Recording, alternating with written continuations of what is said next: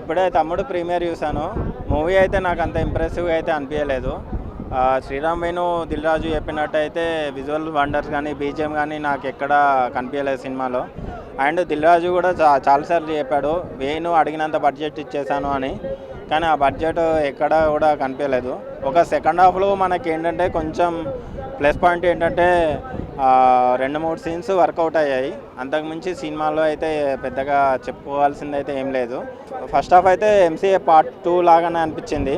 ఒక సెకండ్ హాఫ్లో ఒక విలేజ్ బ్యాక్డ్రాప్ని యాడ్ చేసి సినిమాని కొంచెం ఎంగేజింగ్ అంటే చేయడానికి ట్రై చేశాడు. బట్ సెకండ్ హాఫ్లో ఒక 2-3 సీన్స్ తప్పించి సినిమాలో చెప్పుకోదగ్గ మూమెంట్స్, వావ్ మూమెంట్స్ అయితే దిల్ రాజు అన్నట్టు పెద్దగా ఏం లేవు. శ్రీరామ్ వేణు స్క్రీన్ ప్లే ఎక్కడో మిస్ అయింది. ఓవరాల్గా అయితే cinema it's okay to watch. But నితిన్కి అయితే ఒకటే సజెషన్, కొంచెం లేట్ అయినా పర్లేదు, వెంటనే ప్రాజెక్ట్స్ చేయకుండా కొంచెం టైం తీసుకొని కొంచెం మంచి స్టోరీ సెలెక్షన్ తీసుకోవాలని నేను అనుకుంటున్నాను.